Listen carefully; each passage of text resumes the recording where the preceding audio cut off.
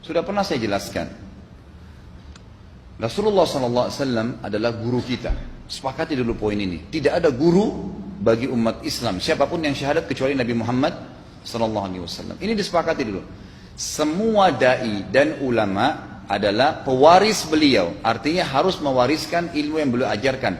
Apa yang diajarkan itu yang disampaikan ke umat. Yang tidak diajarkan mereka larang agar dikerjakan. Kan begitu mestinya. Ini kaidahnya dulu. Masalah kasus ada orang imam pimpin doa setelah sholat, jangan dibahas doanya. Doa adalah ibadah. Tapi begini, sebelum anda kerjakan satu ibadah, tanya, saya mau ziarah kubur. Jangan ziarah kubur sebelum anda tanya bagaimana Rasulullah SAW ziarah kubur, agar jangan anda buat-buat ziarah kubur itu.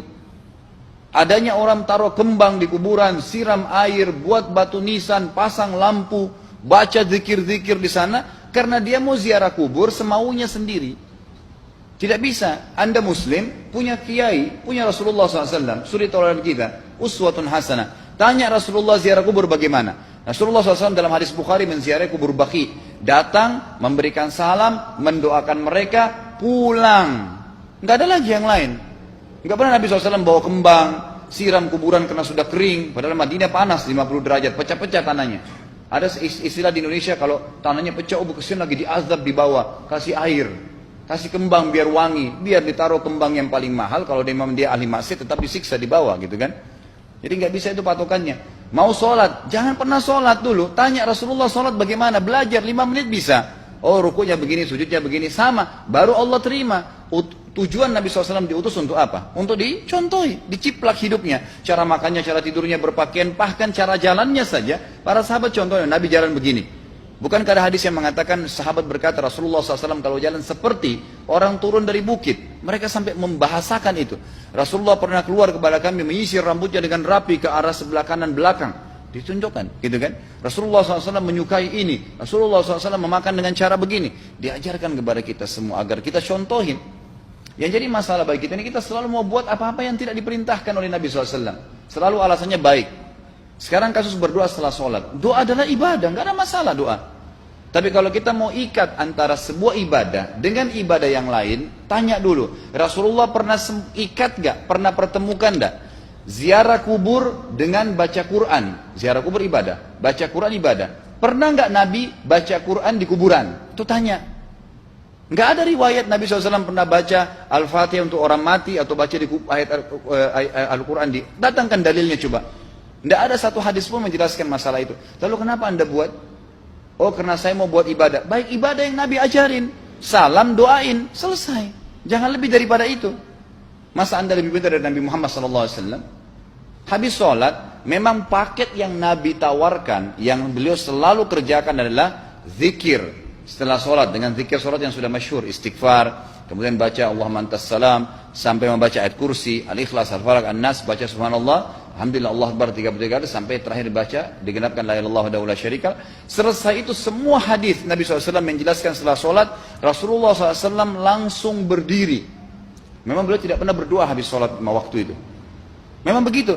Bukan doanya yang jadi masalah, bukan. Karena Rasulullah tidak kerjakan, jadi kita tidak kerjakan. Saya tekankan dalam pengajian saya, kalau anda punya hajat berdoa, berdoalah setelah sholat ba'diyah. Insya Allah aman. Karena sudah lepas dari paket yang Nabi tentukan. Selama Rasulullah SAW sudah mencontohkan dan memerintahkan sebuah perbuatan, ditentukan tempatnya, jumlahnya, waktunya, jangan pernah dilanggar. Habis sholat bacalah subhanallah 33, alhamdulillah 33, Allah akbar 33. Jangan anda bilang saya bisa baca 100. Loh Rasulullah suruh 33 kok. Ditentukan, jangan lebih pintar. Nanti setelah sholat, jangan ikutkan dengan paket rangkaian sholat ini. Di luar waktu sholat anda membaca 100, silahkan. Karena nggak ada penekanan di situ. Kalau ada penekanan waktu, tempat, dan jumlah, jangan dibantah. Anda pengikut Rasulullah atau bukan gitu kan? Harus jadi jelas. Yang membuat umat ini di Indonesia juga jadi masalah sekarang, karena mau buat sendiri. Semaunya sendiri. Kenapa akhi, kenapa Pak Kiai, kenapa Habib, kenapa Ustadz, kenapa buat ini? Bukankah Rasulullah tidak mencontohkan? Oh nggak apa-apa, ini kan baik. Loh, kalau semua orang berkata seperti anda, apa yang tertinggal dari agama kita? Kira-kira apa lagi yang tertinggal? Nggak ada kemurnian agama, karena semua orang mau buat semaunya. Gitu kan? Semaunya sendiri. Pindah rumah, baca berzanji. Apa itu berarti sejarah Nabi? Kenapa baca berzanji saudaraku? Rasulullah waktu pindah rumah pernah baca-baca gitu nggak? Nggak pernah. Kenapa dibuat? Anda muslim bukan? Muslim, ya saya harus ikuti. Kalau tidak akan terus ini mengakar nih. Anda buat satu bid'ah sekarang, bid'ah itu lawannya sunnah. Anak Anda akan buat 10 bid'ah, cucunya akan buat 100 bid'ah, akan banyak bid'ah merakar di masyarakat, dan agama akan ditinggalkan. Kemurnian sunnah akan hilang, gitu kan? Dan ini bahaya. Ingat, Nabi SAW mengatakan kepada kita dengan hadis yang sangat jelas. Hadis sahih riwayat Imam Ahmad bunyinya begini. Semoga Allah merahmati umatku yang menukil dariku seperti apa yang aku ajarkan atau sebutkan. Sampai ulama hadis mengatakan Nabi ucapin habis sholat astagfirullah, maka sahabat tidak ada berani yang menambah azim. Nggak ada sahabat yang bilang astagfirullah azim habis sholat, nggak ada. Astagfirullah saja karena Nabi ucapin itu. Mereka mengakui tidak lebih pintar daripada Nabi SAW. Kenapa kita harus tambah? Astagfirullahaladzim, wali walidayya, wali muslimin, panjang. Dari mana ini semua? Ditambah-tambah, diembel-embelin, kenapa? Akhirnya keluar dari ajaran Nabi Muhammad SAW. Ini masalah gitu kan? Kenapa harus dilakukan? Peringatan maulid Nabi sudah sering saya ingatkan. Anda tanya semua yang buat maulid, kapan maulid itu sejarahnya ada? Semua buku sejarah menjelaskan tahun 230 Hijriah. Nabi meninggal tahun berapa? 11 Hijriah. Gitu kan? 11 Hijriah. Lalu kenapa harus ada dilakukan? Dan dari mana sejarahnya? Yang membuat pertama adalah orang-orang Syiah. Sejarahnya jelas dari Fatimiyah. Semua buku sejarah sepakat mengatakan bahwasanya maulid munculnya di zaman Fatimiyah. Dinasti Fatimiyah, orang-orang Syiah di Mesir, gitu kan? Dan mereka punya 6 macam maulid yang sampai hari ini masih dikerjakan di Iran. Ada maulid Nabi SAW, Hasan, Husain, Ali, Fatimah, dan raja mereka. Sampai hari ini masih ada. Kenapa orang-orang waktu baca maulid, baca salawat sambil berdiri pegang tangannya taruh di dada? Karena keyakinan orang Syiah, ruhnya Nabi SAW sedang lewat. Anda tahu nggak itu? Banyak orang kita buat tidak tahu. Yang penting bahasa Arab ikut saja, gitu kan? Tidak bisa. Nabi SAW tidak pernah rayakan. Pernah ada yang bilang sama saya, Ustaz, kan Nabi SAW pernah bilang, waktu ditanya tentang puasa Senin, beliau mengatakan hari itulah aku dilahirkan. Terus kenapa? Berarti boleh merayakan ulang tahun hari Senin, gitu kan? Tidak. Nabi SAW cuma menginformasikan bahwasanya beliau lahir di hari Senin. Dan beliau tidak pernah ngumpulin sahabat untuk baca bersama-sama, merayakan hari raya. Beliau tidak pernah. Kalau itu benar, Nabi nggak bakal tinggalkan kok. Ibnu Katsir rahimahullah, garis bawahi poin ini. Ibnu Katsir rahimahullah, dalam tafsir beliau, tafsir Quran Azim. Dan subhanallah Ibnu Katsir ini, kata ulama, hampir semua kalangan golongan itu banyak memakai banyak memakai buku beliau. Walaupun berbeda dari sisi pemahaman yang lain, tapi tafsirnya kebanyakan kembali ke tafsir beliau. Beliau mengatakan tafsir surah Al-Maidah ayat 3 yang bunyinya a'udzubillahi minasyaitonir rajim, al-yawma akmaltu lakum dinakum. Hari ini saya sempurnakan agama kalian, kata Allah. Ya. Wa atmamtu alaikum nikmati. Saya sempurnakan nikmatku pada kalian. Artinya tidak butuh yang lain. Wa raditu lakumul Islam madina. Saya ridha Islam sebagai agama kalian. Kata beliau, ayat ini turun menandakan dan memastikan bahwasanya Nabi Muhammad SAW tidak meninggal dunia kecuali sudah mengajarkan semuanya. Yang hitam, yang putih, yang gelap, yang terang, yang susah, yang muda, ya, semua dijelaskan. Siapa, kata beliau, yang menganggap masih ada sesuatu yang harus ditambahkan setelah Nabi SAW meninggal dan turun ayat ini, maka dia adalah ahli bid'ah. Dia orang yang membuat-buat agama. Nabi sudah ajarkan semua, selesai. Jangan ditambah, jangan dikurangin. Kita tidak lebih pintar dari Nabi SAW. Nabi nggak pernah rayakan hari lahirnya, jangan dirayain, selesai. Emang kenapa kalau kita nggak rayain? Kenapa? Tangan kita terputus? Enggak. Masih banyak ibadah yang disunnahkan gitu. Sama dengan kasus Isra dan Mi'raj. Kejadian besar dalam Islam. Tapi Anda boleh kembali kepada semua buku sirah. Saya tantang semua buku sirah Anda kembali. Insya Allah yang berpegang pada Al-Quran dan Sunnah, memang ada dasar wahyunya, maka semua akan menjelaskan. Nabi SAW setelah pulang dari Isra dan Mi'raj tidak pernah mengumpulkan sahabat-sahabat untuk merayakannya setiap tahun. Tidak pernah. Boleh dipelajari iya, setiap hari. Tapi ditentukan tanggalnya lalu dibuat acara. Tidak pernah Nabi SAW buat itu. Lalu kenapa Anda buat? Kalau Anda mau tetap buat, ya silahkan. Itu hak terserah Anda. Tapi saya ngajak kepada Anda kembali kepada kemurnian ajaran Nabi SAW.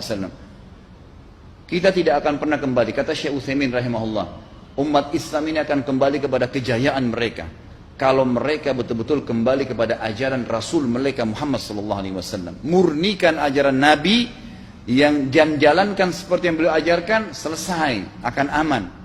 Pasti akan kembali kejayaannya. Kita nggak bisa saling menghardik, saling menyalahkan yayasan ini, organisasi ini, kelompok ini, karena masing-masing mau beristidlal sendiri, mau menjalankan sendiri hukum-hukum agama ini, bukan mengikuti sunnah Nabi SAW. Jemaah haji kita, jemaah umrah, datang ke Mekah, tur dalam kota Mekah, naik ke gunung untuk lihat Gua Hira. Kenapa naik ke Gua Hira? Oh, Rasulullah pernah di sini. Baik, saya jelaskan. Nabi Muhammad SAW ke Gua Hira sebelum turunnya wahyu. Dan beliau terakhir sekali di Gua Hira pada saat menerima Iqra bismi rabbikal ladzi khalaq. Itu saja. Setelah kejadian itu, beliau turun dari Gua Hira. Dari waktu itu sampai meninggal, Nabi SAW tidak pernah ke Gua Hira lagi dan tidak pernah suruh sahabatnya ke Gua Hira. Kenapa anda ke Gua Hira? Sampai naik 3 jam ada yang jatuh mati. Karena jahil, tidak tahu pemahaman agamanya. Nggak bisa begitu.